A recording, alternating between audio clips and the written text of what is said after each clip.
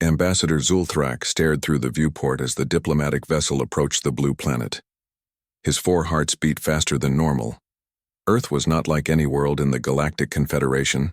The scans showed a planet teeming with life, much of it dangerous, very dangerous. Ambassador, final approach vector confirmed. We will land at the human gathering place called United Nations in approximately 15 minutes, the pilot announced. Zulthrak's skin shifted to a pale blue color, showing his anxiety. Thank you, pilot. Please inform the diplomatic team to prepare. Science Officer Vexnar floated into the command chamber, her tentacles curling with excitement. Ambassador, have you reviewed the latest biological scans? This planet contains over 5,000 species classified as predators. 23 of them are apex predators.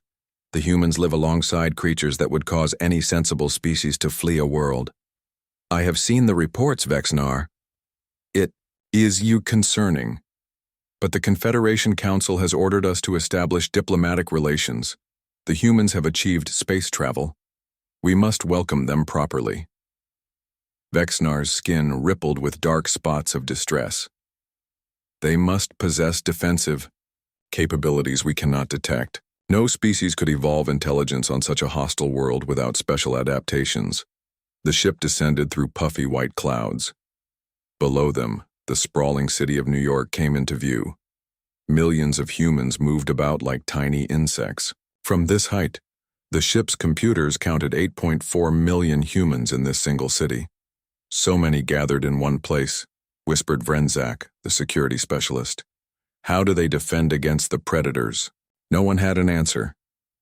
The ship landed smoothly on a large pad. A group of humans waited nearby. They stood straight on 2 legs with no apparent defensive features. No claws, no armor, no visible weapons. Just soft-looking skin and friendly expressions. Remember, Zulthrak told his team, show no fear. We represent the entire Confederation. The door opened with a soft hiss. Earth air flowed into the ship. It smelled strange, rich with organic compounds and moisture. A human female stepped forward. Ambassador Zulthrak, welcome to Earth. I am Colonel Samantha West, military liaison for this diplomatic mission. Zulthrak extended his upper limb in the greeting gesture the computers had taught him. Greetings, Colonel West. We bring peaceful intentions from the Galactic Confederation. A male human with facial hair and glasses stepped forward next. I am Dr. Alan Murphy, xenobiologist. We are honored to be the first Earth delegation to welcome beings from another world. The introductions continued. Humans smiled.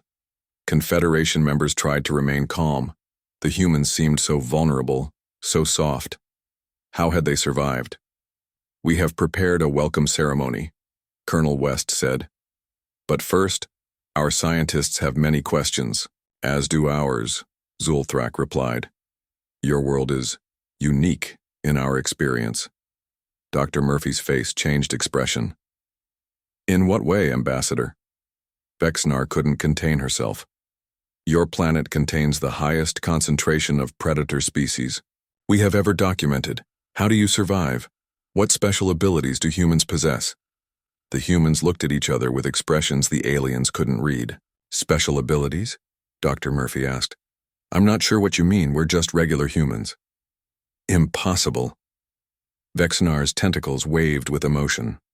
Our scans showed deadly creatures on every continent. Beasts with teeth designed to tear flesh. Hunters with speed and power far beyond human capabilities. Yet you build cities, you create art, you reach for the stars. You must have some defense we cannot detect. Colonel West smiled. We've simply learned to adapt to our environment like any species would. The alien delegation followed the humans into a large building. Inside, they sat around a table and began formal discussions. Maps and biological data filled large screens. Humans explained Earth's ecosystem. Aliens tried to understand how these soft creatures had survived, let alone thrived. Perhaps, Dr. Murphy suggested after hours of talks, you would benefit from seeing more of Earth than just this meeting room. We've arranged for part of your delegation to visit a countryside retreat. There you can experience Earth culture more directly. Vrenzak, the security specialist, checked readings on his device. Ambassador, I detect numerous Level 5 predator species within 50 kilometers of the suggested location. Level 5? Asked Colonel West. Species capable of killing multiple members of another species in a single encounter, Vexnar explained. Dr. Murphy nodded. You probably mean wolves, bears, and mountain lions, don't worry. They rarely approach human settlements. Rarely. Frenzak's skin turned almost white with fear. You mean these creatures roam freely? In wilderness areas, yes, Dr. Murphy said. But the retreat is perfectly safe. A man named Jack Miller owns it. His family has lived there for generations. Zulthrak considered the situation. The Confederation Council had ordered complete cultural exchange. Understanding how humans survived on this death world was crucial intelligence. We accept your invitation, he said finally. 2 days later, a smaller diplomatic vessel landed in a grassy field near a cluster of wooden buildings. Scans showed large life forms moving in the nearby forest. Frenzak insisted everyone carry emergency translocation devices. Jack Miller greeted them outside the main building. He was tall, with sun-darkened skin and a quick smile. Welcome to Miller Ranch. First aliens we've ever had, so this is pretty exciting for us too. A smaller human female approached from the building. This is my wife, Carol, Jack explained. Are you safe here? Vexnar asked immediately. Our scans show dangerous creatures nearby. Carol looked confused. Safe? Of course we're safe. We've lived here for 30 years. But the predators, Vexnar began. Jack laughed. Oh, you mean the local wildlife? Nothing to worry about. Come inside, we've prepared food. You can meet the rest of the family. The aliens followed nervously. Inside the wooden structure, they found comfortable seating and delicious smells. The humans had prepared a meal with no meat out of respect for Confederation dietary customs. My daughter Amy will join us soon, Carol said as she arranged dishes on a table. She's just feeding Max and Ruby first. More humans? Ambassador Zulthrak asked. Jack smiled. No, our dogs. They get grumpy if dinner is late. Vexnar consulted her data device. Dogs? Searching database. Dogs are... Oh no, the color drained. From every alien's skin simultaneously. Dogs are Canis lupus familiaris, Vexnar read with horror. Descended from wolves, level 5 predators with pack hunting tactics, capable of pursuing prey over long distances with teeth designed for tearing flesh. Just then, the door opened. A small human child entered, perhaps 8 Earth years old. Behind her trotted 2 furry creatures with pointed ears, sharp teeth, and alert eyes. Hi, I'm Amy, the child said cheerfully. These are Max and Ruby. They want to meet you. The security team activated emergency shields as the aliens backed away in terror. The predators moved closer, their mouths open, tongues hanging out, tails moving side to side. They're friendly, Amy said, looking confused at the aliens' reaction. Ambassador Zulthrak stared in disbelief as the child reached down and wrapped her arms around one of the predators' necks. Instead of attacking, the creature licked the child's face, causing her to giggle. What? What is happening? Zulthrak whispered. Why is it not eating her? Jack looked confused. Eating her? Max would never hurt Amy. He's part of the family. Family? Vexnar's tentacles trembled. You consider predators family? Of course, Carol said simply. They protect us. We take care of them. That's how it works. The aliens stared in stunned silence as Amy led the predators to a corner, where they lay down calmly, watching the visitors with curious eyes. Ambassador, Frenzak whispered urgently. Humans have some form of mind control over apex predators. This changes everything we thought we knew about them.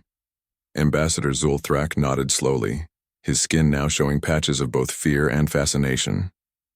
Humans were clearly not the simple, vulnerable species they had appeared to be. Any creature that could bend the will of natural-born killers was far more dangerous and remarkable than they had ever imagined. Colonel West, he said carefully, I believe my government will be very interested in learning more about your relationship with Earth's predator species. The human smiled. Of course. In fact, Dr. Murphy has arranged visits to several more animal facilities tomorrow. Wait until you see the horses. The morning after their shocking discovery at Miller Ranch, the alien delegation gathered nervously in the main room. None of them had slept well. The knowledge that humans kept predators inside their homes had sent waves of panic through the group. I have contacted the Confederation Council, Ambassador Zulthrak told his team. They find our reports difficult to believe. Vexenar's skin rippled with irritation. They think we are exaggerating. They cannot imagine any species would bring killers into their sleeping areas. The humans call it pet ownership, said Vrenzak, who had spent the night researching human-animal relationships. They keep many species of predators in their homes. Not just wolves, I mean dogs, cats also, small versions of great hunting beasts. The door opened, and Jack Miller entered with his daughter Amy. Behind them trotted Max and Ruby, the two dogs that had caused such terror the previous day. The security team tensed. Good morning, Jack said cheerfully. Hope you all slept well. Amy wanted to show you how she's trained the dogs. Amy smiled. Max and Ruby know lots of tricks. Before the aliens could protest, Amy turned to the predators. Sit.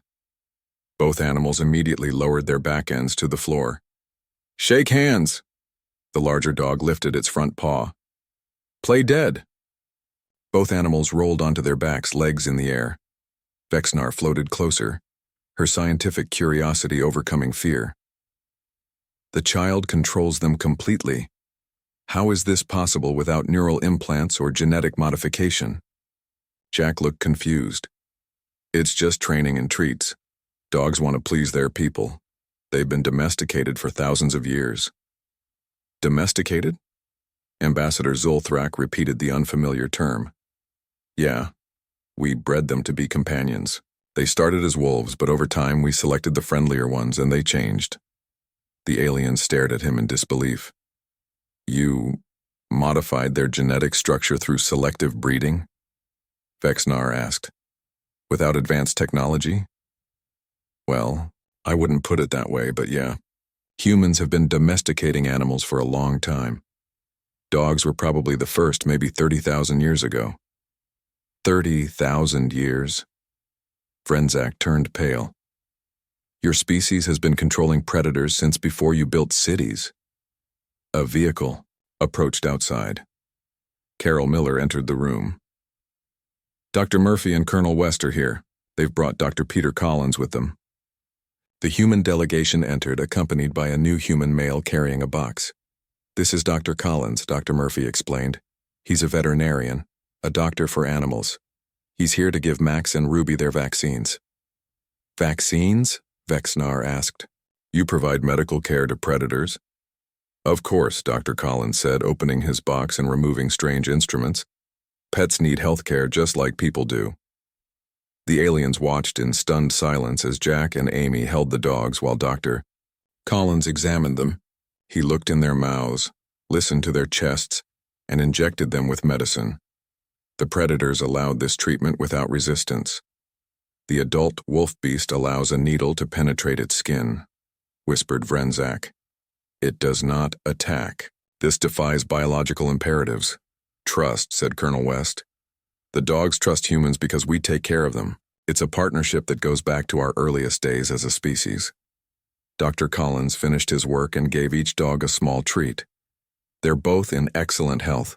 See you next year for their checkups. After he left, Dr. Murphy turned to the aliens. We have arranged several visits today to help you understand human-animal relationships better. Our first stop is Olivia Johnson's horse farm. The journey to the horse farm took 20 minutes by ground vehicle. The aliens remained quiet, still processing what they had seen. When they arrived, they saw large fenced areas containing massive four-legged creatures. What are those? Vexnar asked, scanning with her device. My readings indicate these are prey animals, but they are enormous. Olivia Johnson, a tall woman with long hair tied back, greeted them at the fence. Welcome to Sunny Meadow Stables. I understand you folks want to learn about horses. These beings are 10 times the mass of an average human. Ambassador Zulthrak observed. Yet you keep them contained with only these simple barriers? Olivia laughed. The fences are more to keep them in than to keep them out. Horses aren't predators. They're gentle unless they're scared. If they are not predators, why do you contain them? Vrenzak asked. They're valuable, and they're domesticated. Wild horses still exist, but these ones have been bred to work with humans. Come see. She led them to a building where a young human male was placing a strange apparatus on a horse's back. This is my son, Kyle, Olivia said. He's saddling up Thunderbolt for a demonstration. The aliens watched as Kyle placed strips of leather over the large animal's body. The horse stood patiently, occasionally moving its head or tail. The beast allows the restraints, Vexnar noted. It has been mentally subdued. Not subdued, Olivia corrected. Trained. Horses and humans have worked together for about 6,000 years. They carry us, pull our vehicles, and help with farm work. Kyle finished preparing the horse, then put his foot in a metal loop hanging from the saddle. With a smooth motion, he swung his body onto the animal's back. Every alien gasped. In horror, the human is allowing the beast to absorb him, Vrenzak cried, reaching for his emergency device. Colonel West held up her hand.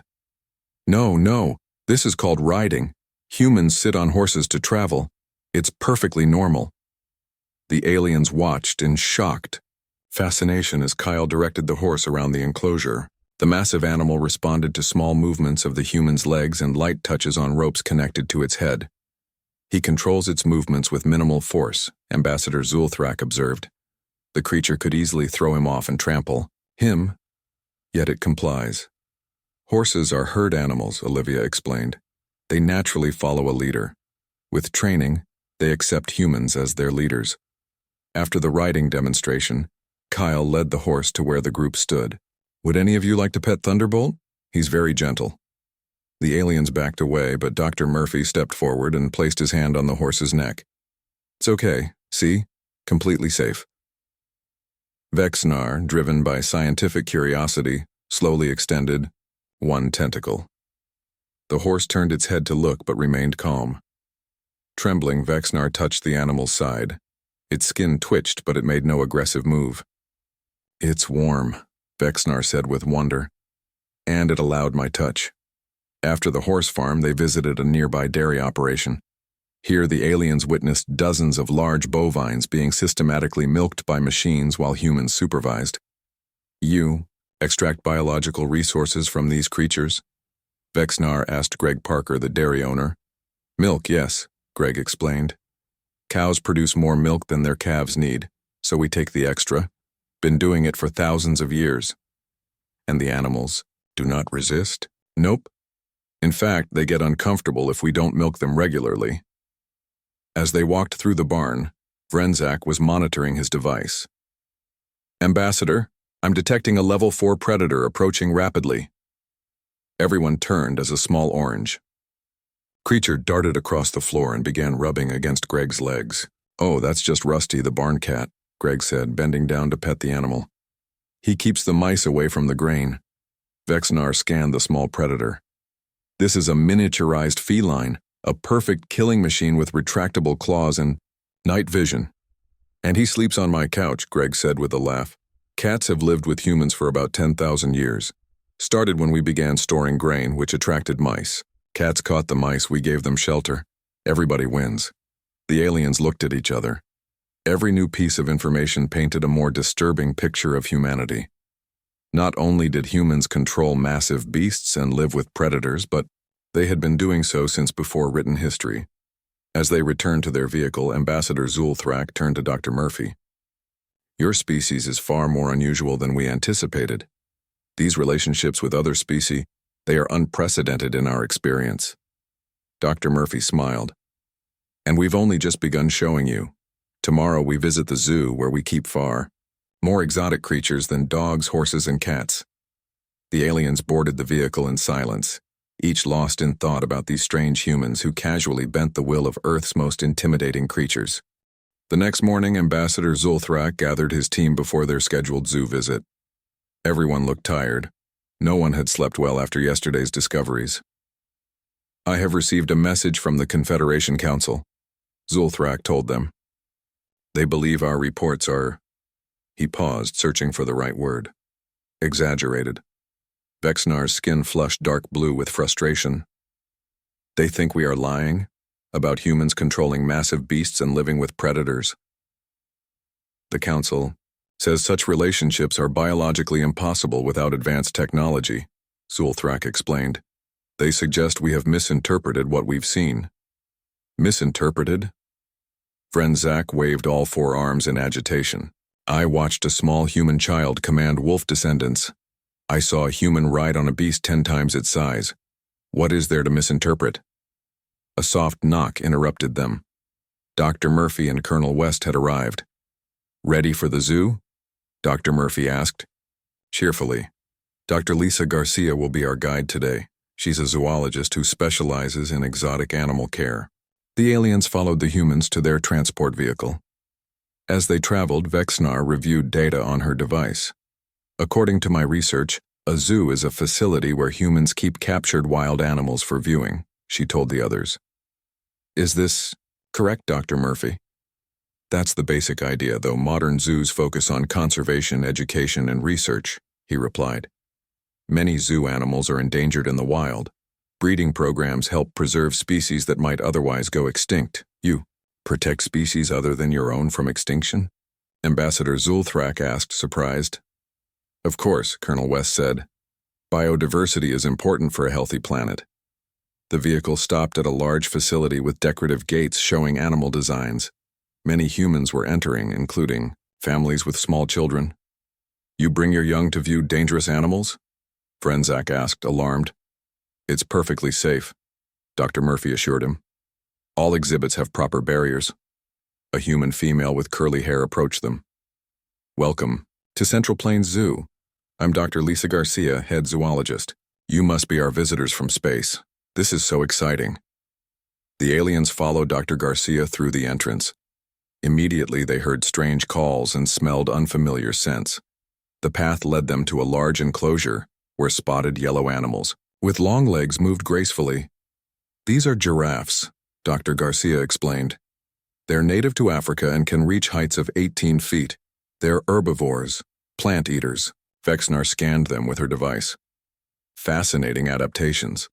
The extended neck allows feeding at high elevations where other creatures cannot reach. Exactly, Dr. Garcia smiled. Natural selection is amazing. They continued walking. At each exhibit, Dr. Garcia explained the animals' natural habitats, behaviors, and conservation status. The aliens were impressed by the variety of Earth's wildlife, but nothing prepared them for the next section. A sign read, Big Cat Country. Now, Dr. Garcia said, we're entering the area with some of our most popular predator species. The first enclosure contained massive striped orange and black cats. They lounged in the sun, occasionally stretching powerful limbs. Bengal tigers, Dr. Garcia said. Among the largest cats in the world. They can weigh over 600 pounds and are apex predators in their native habitats. Frenzak's device beeped urgently. Level 5 predator alert. These creatures are among the most efficient hunters in Earth's ecosystem. Yes, they're remarkable animals, Dr. Garcia agreed. In the wild, they can take down prey much larger than themselves. Their bite force can crush bone. A human male entered a secure area adjacent to the tiger habitat. The aliens watched in horror as he opened a small door and placed meat inside the enclosure. That's Kevin Howard, one of our keepers, Dr. Garcia explained. He's feeding the tigers their morning meal. He provides food to creatures that could easily kill him, Ambassador Zulthrak asked. That's his job, Dr. Garcia nodded. All our animals are cared for by trained professionals. Kevin noticed the group and approached after finishing his task. Dr. Garcia? These must be the visitors from space I heard about. Yes, Kevin. They're interested in Earth's wildlife, especially predator species. Kevin smiled. Well, you're in for a treat. We're doing a special demonstration at the lion habitat in 15 minutes. You should definitely see it.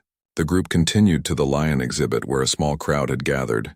Inside a secure demonstration area, A female keeper stood with safety equipment. That's Judy Brown, Kevin explained. She's worked with our Lion Pride for 5 years. The aliens watched as Judy directed the movements of a massive male lion using hand signals and voice commands. The huge predator followed her instructions, moving to different positions, sitting, and even rolling over.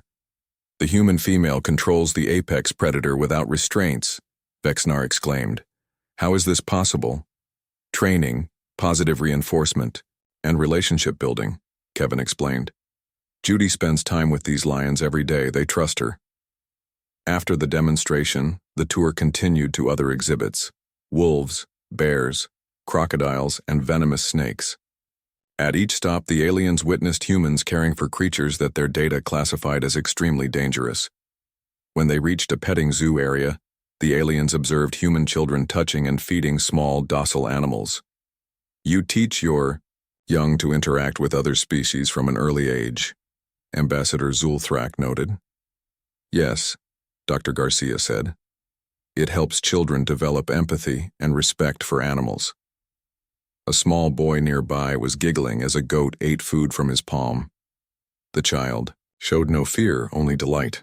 Your species seems to have a unique relationship with Earth's other inhabitants, Ambassador Zulthrak said thoughtfully. Is this common among all human cultures?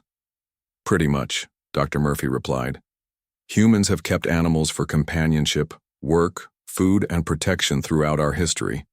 Different cultures have different traditions, but animal husbandry is universal. As they left the zoo, Vexnar was frantically updating her research notes. Humans have developed methods to control, care for, and live alongside nearly every category of animal on their planet. Some are used for labor, some for food production, some for protection, and some purely for emotional bonds. The Confederation has nothing like this, Vrenzak added.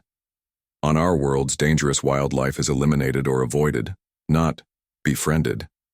In the transport vehicle returning to their temporary quarters, Ambassador Zulthrak composed another message to the Confederation Council. This time, he attached video evidence of everything they had witnessed: children with dogs, humans riding horses, zookeepers working with lions and tigers. They must understand the significance of what we've discovered, he told his team. Humans haven't merely survived on their death world, they've formed alliances with its most fearsome inhabitants. Back at Miller Ranch, Jack greeted them warmly. How was the zoo? Educational, Ambassador Zulthrak replied. Your species continues to surprise us. Well, tomorrow should be interesting then, Jack said. My neighbors, the Harris family, heard. We have space visitors, they've invited us over. They're real animal lovers, have all kinds of pets. More than dogs? Vexnar asked. Oh yeah, Jack laughed. Joe and Susan Harris have dogs, cats, birds, reptiles, rodents. Their house is like a small zoo itself. The aliens looked at each other with a mixture of dread and curiosity. Just when they thought they understood the extent of human-animal relationships, there seemed to be more to discover. That night, Ambassador Zulthrak received a response from the Confederation Council. Having reviewed the video evidence, they had upgraded the diplomatic mission's priority status. For the first time, they were taking the report seriously. The message concluded with a simple directive. Learn everything you can about human-animal bonds. This could change our understanding of Earth's place in the galaxy. The next morning, the alien delegation prepared for their visit to the Harris family home. Every member now carried recording devices. The Confederation Council wanted detailed documentation of human-animal interactions. Today's visit may be the most important yet, Ambassador Zulthrak told his team. This human family apparently lives with multiple species in their dwelling. I've researched common human pets, Vexnar reported. Besides dogs and cats, humans keep birds that can mimic speech, reptiles with venomous capabilities, rodents that would normally be prey, and even arachnids with deadly toxins. In their sleeping areas, Vrenzak added with a shudder. They sleep while surrounded by these creatures. Jack Miller knocked on their door. Everyone ready? The Harris place is just a 10-minute drive from here. During the short journey, Colonel West explained more about pet ownership. About 67% of American households have at least one pet. For many people, pets are considered family members. Your government allows this? Ambassador Zulthrak asked. Allows it? Sure. There are some regulations about exotic or endangered species, but ordinary pet ownership is just normal life. They arrived at a large house surrounded by trees. A tall fence enclosed the property. As they approached the front door, loud barking came from inside. Those are the dogs, Jack explained. They're just letting Joe and Susan know someone's here. The door opened and a bearded human male greeted them warmly. Welcome. I'm Joe Harris. Please come in. Don't mind the barking. They'll settle down once they see your friends. The aliens entered cautiously. Inside, 3 dogs of different sizes and colors approached, sniffing the visitors with interest. These are our dogs, Rocky, Bella, and Peanut, Joe said. Rocky's a German Shepherd, Bella's a Golden Retriever, and Peanut's a Chihuahua mix. Vexnar scanned the smallest dog. This tiny creature is the same species as the larger ones. The size variation is remarkable. Selective breeding, Dr. Murphy explained. Humans have created hundreds of dog breeds for different purposes. Human female entered from another room. Hello, I'm Susan Harris. Welcome to our home. I see you've met the dogs already. Susan held a small furry creature in her arms.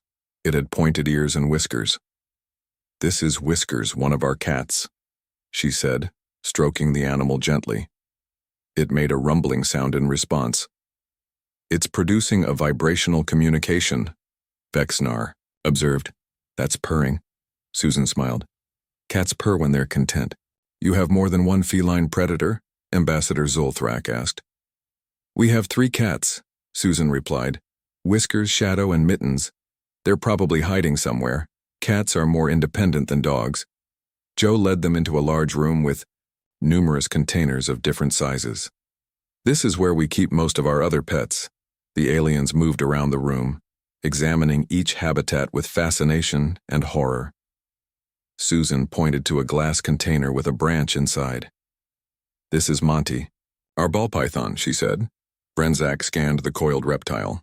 A constrictor species, it kills by suffocation. Oh, Monty wouldn't hurt anyone, Susan assured him. He's very gentle. We've had him for 8 years. Next, they saw containers with colorful fish, small furry rodents, a lizard basking under, a heat lamp, and a cage with 2 brightly colored birds. The birds can mimic human speech, Joe explained, approaching the cage. Hey, Polly, say hello. One of the birds tilted its head. Hello, pretty bird, hello. Vexinar's tentacles curled with excitement. You've taught it your language. Parrots are natural mimics, Susan explained. They can learn dozens of words and phrases. As they continued the tour, a large fluffy cat jumped onto a shelf near Ambassador Zulthrak. He froze as the animal stared at him with unblinking yellow eyes. That's Shadow, Joe said. He's curious about new visitors. The cat stretched out, a paw toward the ambassador's face. Everyone watched as the predator gently touched Zulthrak's skin, then pulled back. He's touching me, Zulthrak whispered, but not attacking. He's just saying hello, Susan smiled. Cats are very tactile creatures. After examining all the pets, the group sat in the living room. Almost immediately, the animals began positioning themselves near the humans. Peanut, the small dog, jumped onto Joe's lap. Whiskers curled up beside Susan. The larger dogs lay at their feet. They seek physical proximity to you, Vexnar noted. Why? Companionship, Susan replied. That's the whole point of pets. We provide for them, and they provide companionship, affection, sometimes protection. It's a mutually beneficial relationship. Do all these animals get along? Ambassador Zulthrak asked, watching a cat walk past a dog without incident. For the most part, Joe replied. There's the occasional disagreement, but they learn to coexist. In many ways, they form their own little social group. Colonel West, who had been quiet, spoke up. Joe and Susan, perhaps you could explain your professional work with animals? Susan nodded. I'm a veterinary technician at a local animal hospital. I help treat sick and injured animals every day. And I train service dogs, Joe added. Dogs that help people with disabilities. Service dogs? Vexnar asked. Joe picked up a tablet and showed them videos of dogs helping humans in various ways, guiding blind people, alerting to seizures, retrieving objects for people in wheelchairs. These animals assist humans with physical limitations? Ambassador Zolthrak was astonished. Exactly, Joe confirmed. Dogs can be trained to perform dozens of tasks that help people live more independent lives. Susan brought out photo albums, showing their pets over the years. We've always had animals. Here's Joe as a child with his first dog. And here's our wedding. We even had Rocky as our ring bearer. Ring bearer? Frenzak asked. He carried our wedding rings down the aisle, Susan explained. Many people include their pets in important life events. After reviewing the photos, Joe offered to show them something special in the backyard. They followed him outside, where a fenced area contained several beehives. You cultivate venomous flying insects? Vexnar couldn't hide her shock. Honeybees, Joe explained. They pollinate plants and produce honey. Humans have kept bees for thousands of years. The group watched from a safe distance as Joe, wearing protective clothing, opened one hive to show the bee colony inside. Thousands of insects moved around organized honeycomb structures. The relationship between humans and bees is one of the oldest forms of animal husbandry, Dr. Murphy explained. Evidence suggests humans have collected honey for at least 9,000 years. As they returned inside, Professor Nathan Reed arrived. Dr. Murphy had invited him to explain the scientific aspects of domestication. Domestication is a complex coevolutionary process, Professor Reed explained, showing diagrams on his tablet. Both species change over time. Animals become more docile and often develop juvenile characteristics, while humans adapt their societies to include these animals. He showed them a timeline of animal domestication, from wolves becoming dogs 30,000 years ago, to the most recent additions like hamsters and foxes. What's most remarkable, Professor Reed continued, is that this process happened independently in human cultures across the planet. Almost every human society formed relationships with animals.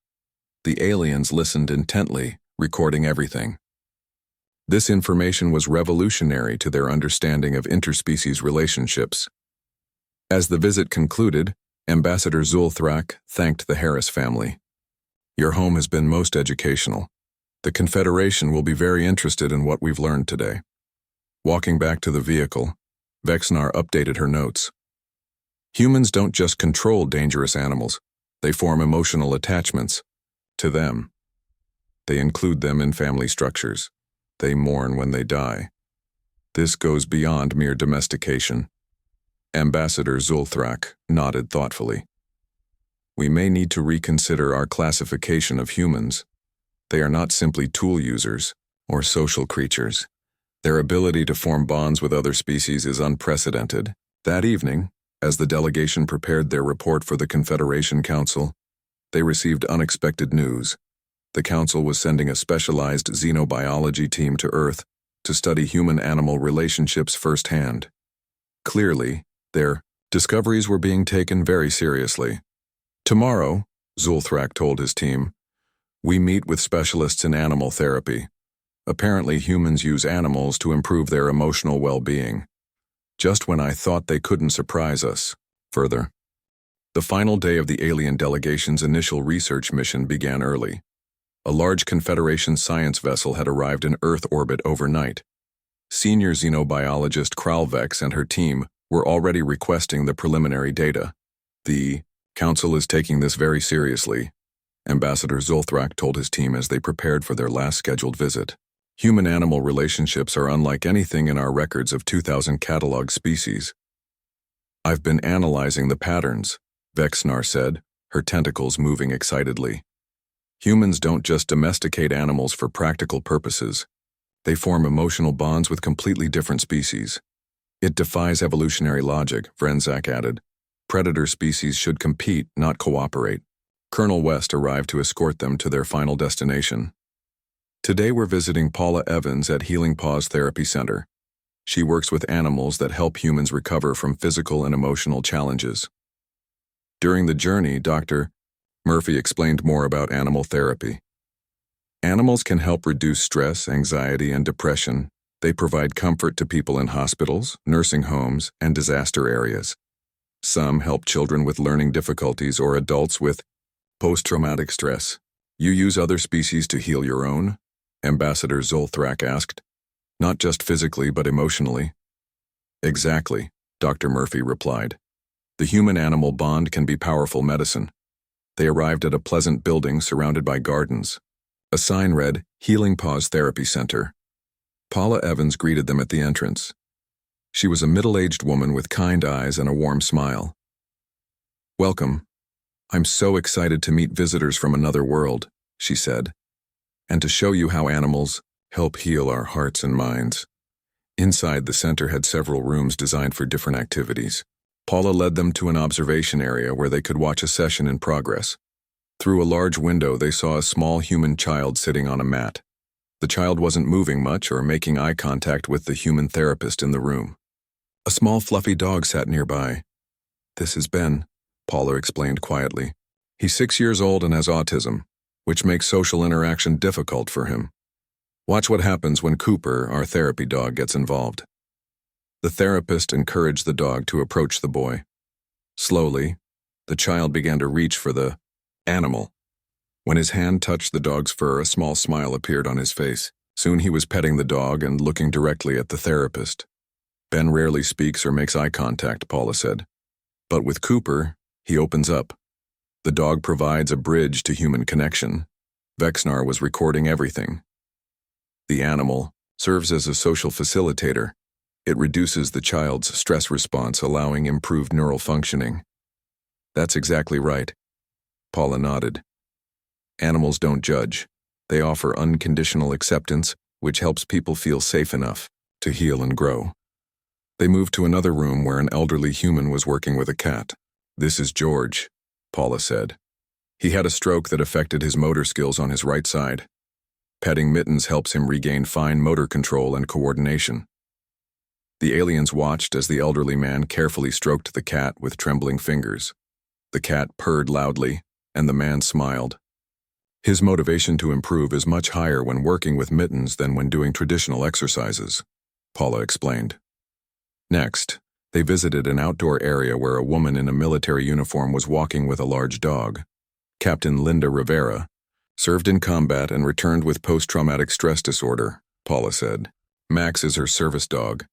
He's trained to recognize anxiety signs and provide comfort. He also checks rooms before Linda enters them, which helps her feel secure.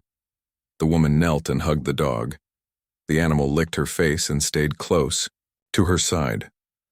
The dog provides both practical assistance and emotional support, Ambassador Zolthrak observed. Yes, Paula confirmed. Max helps Linda feel safe enough to go into public places again. He's given her back her independence. Their tour continued to a large room where children were reading books aloud to dogs sitting patiently beside them. This is our reading program, Paula explained. Children who struggle with reading often feel self-conscious practicing with adults.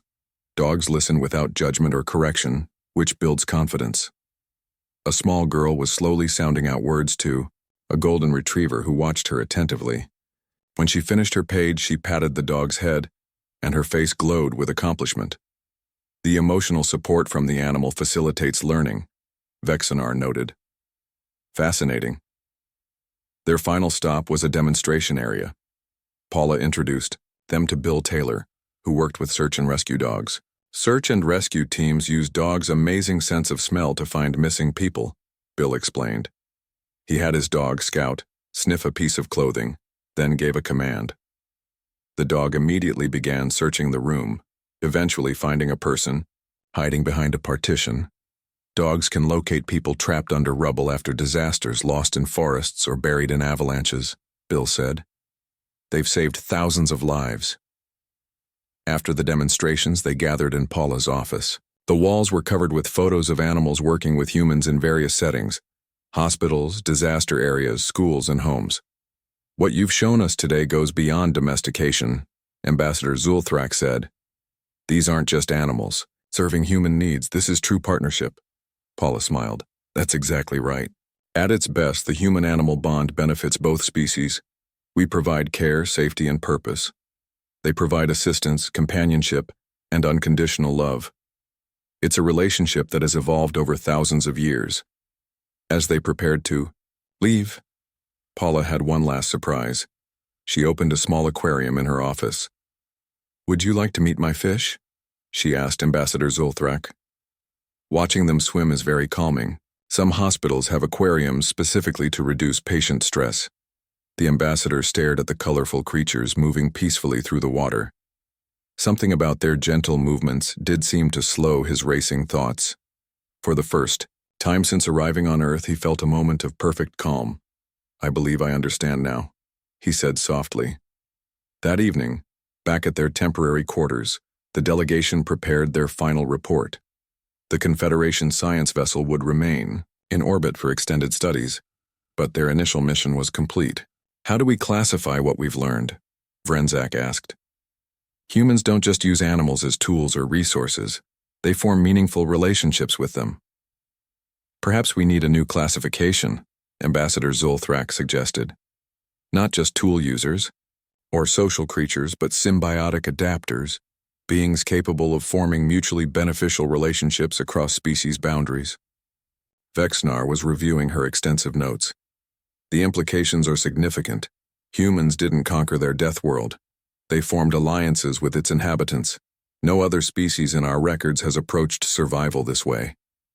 A message arrived from the Confederation Council. After reviewing all their evidence, the Council had upgraded Earth's status in the Galactic database. Humans were now classified as a Category A species, deserving of special diplomatic consideration. "They want us to begin formal alliance discussions," Ambassador Zulthrak announced. "The Council believes humans' ability to form cross-species bonds makes them potentially valuable allies." As they discussed next steps, there was a knock at the door. Jack Miller entered holding a small container. "I brought you something," he said to Ambassador Zulthrak. "A going-away present." Inside the container was a small, golden fish swimming in water. "It's a betta fish," Jack explained. "Easy to care for, beautiful to watch. I thought maybe you'd like to try having a pet of your own." Ambassador Zulthrak stared at the tiny creature. A week ago, the idea of keeping another species as a pet would have seemed primitive and strange. Now, watching the fish's graceful movements, he felt an unexpected connection. "Thank you," he said, carefully accepting the container. "I shall care for it well." That night, before sleep, Ambassador Zulthrak watched his new pet swimming in peaceful circles. On a world he had once considered terrifying, he had found something unexpected, a new way of relating to other living beings. Tomorrow, formal alliance talks would begin. Humans would join the galactic community, bringing with them their unique perspective on interspecies relationships. And perhaps, in time, the rest of the Confederation might learn to see other creatures not just as resources or threats, but as potential companions on the journey through the stars. Ambassador Zulthrak dimmed the lights but kept a soft glow for his new fish. For the first time since arriving on Earth, he slept peacefully, dreaming of a galaxy where different species might learn from humans how to live together in harmony